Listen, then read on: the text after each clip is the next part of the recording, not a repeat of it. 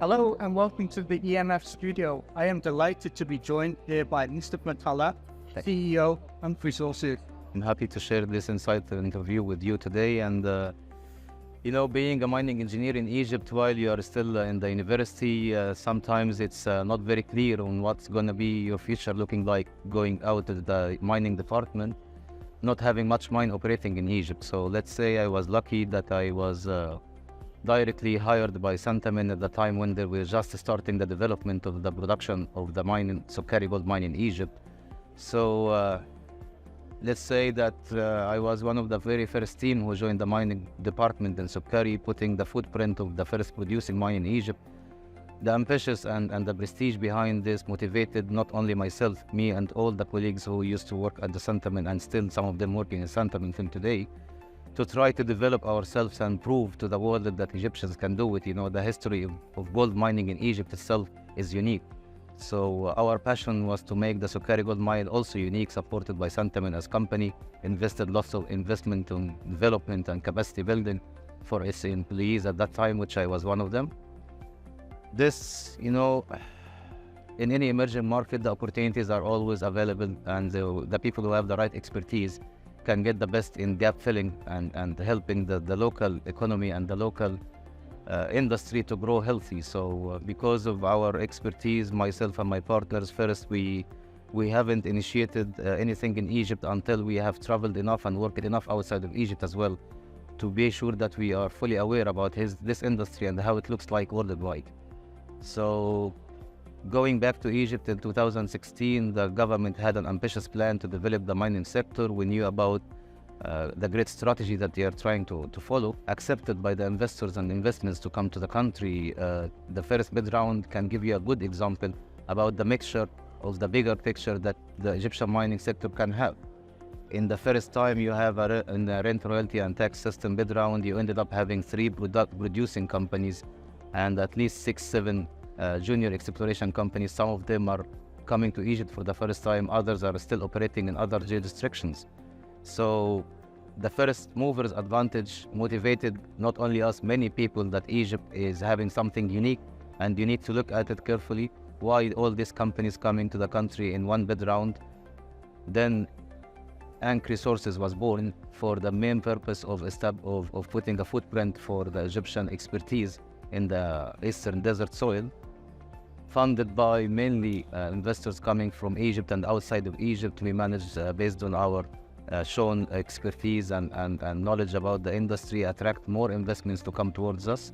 We have proven to be successful by getting into Dara, the concession that we got awarded. And you never know, the gold price is still rising up, but it's a precious metal, and at the end of the day, it can be affected by many other factors other than how competent you are. So the existence of copper in our concession can be a savior, especially that the demand for the copper for the green transformation happening worldwide is highly needed. So this is how we started as mining expertise in Santamin Sukkari gold mine, which sometimes I like to call it the School of Mines of Egypt, to become a CEO of a company. This reflects the local content development that we were just discussing in the panel talk less than an hour ago, that company or mining can make a big impact in economies and in social contribution to the countries where you have mining operations coming towards you. You obviously touched on earlier Ankh Resources won the bid round licenses recently. What I wanted to understand was, obviously we're getting a feel across the whole country that Ankh Resources is becoming a very influential company and really driving growth in the Egypt mining sector. What is next for you? What is next for Ankh Resources?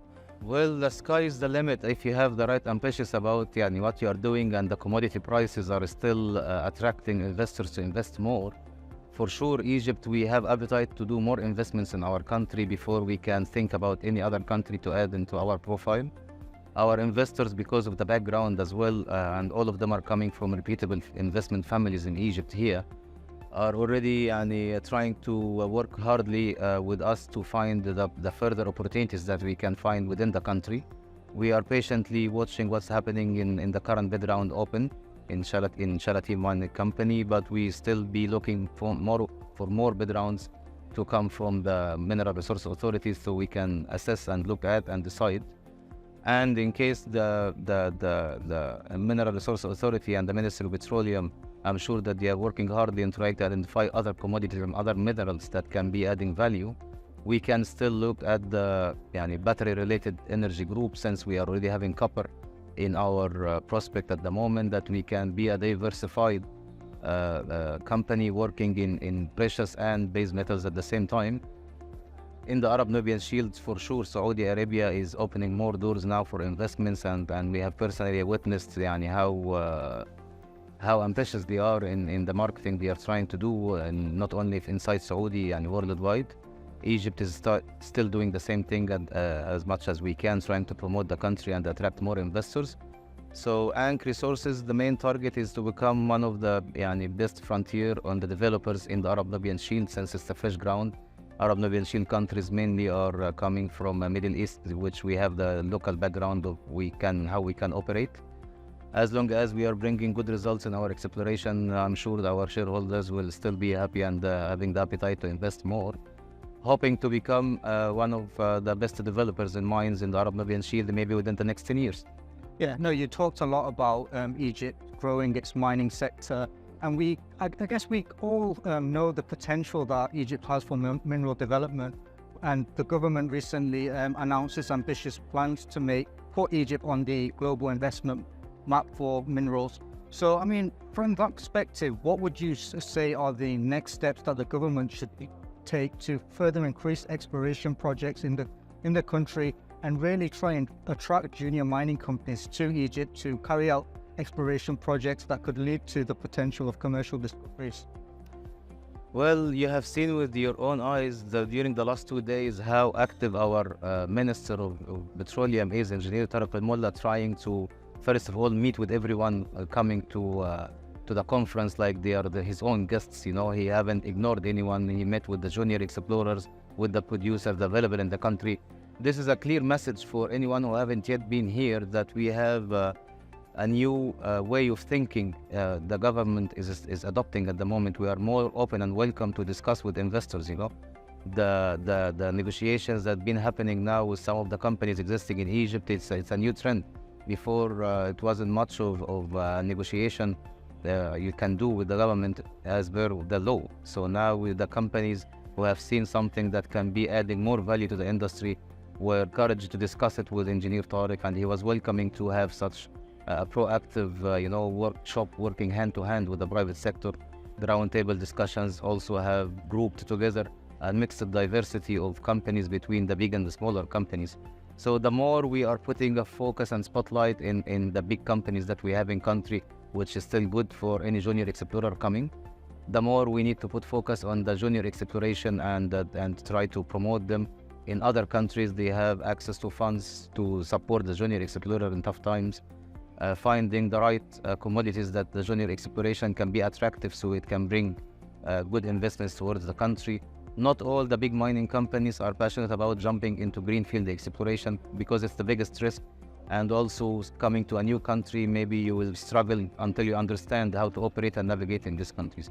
So many of the major mining companies prefer to give this to the junior explorers, who can actually be having more flexibility in opening doors and trying to come to new jurisdictions, taking the highest risk. And this will be rewarded once you have a valid resource or a valid potential for a mine that can be suitable for any big mining company, that they will come. But if you have them already in the country where you are going to, you have more comfort zone that my exit strategy may be available in the same country while I'm still going into it. Thank you. And of course, Ankh Resources are supporting the Egypt Mining Forum for the second time. You were a supporter last year. What's your overall thoughts been on the forum, just in terms of the growth that we've witnessed from last year to this year, and the potential of the forum to really be instrumental platform for international dialogue and bring potential investors in and junior exploration companies to really develop the sector here in Egypt? Dr. Sherdal, when you announced the first EMF last year, Ankh Resources was just 1 month awarded, and we were still keen to support the government and show off that the Egypt is welcoming and opening doors for junior explorers to come. SPVs or special purpose vehicles that were recently established to come to a bid round, showing enough expertise and enough finances that they can do it, get awarded concessions. So this was from our side a kind of support to our minister to show next to him that he's not only having producing companies in the table, and there are junior markets, open doors for you to come to Egypt.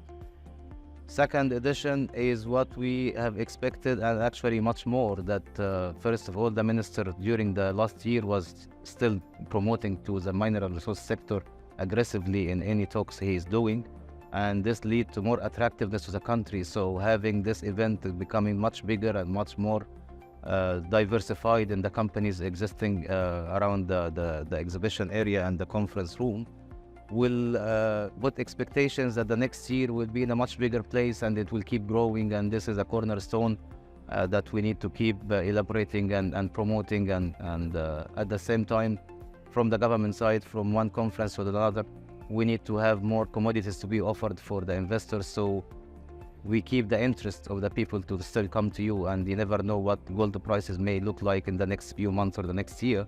So as a kind of a safety for the good environment and the good economy that we have created based on the mining, I see that we still need to make diversity, and I'm sure that the ministry are already working on this.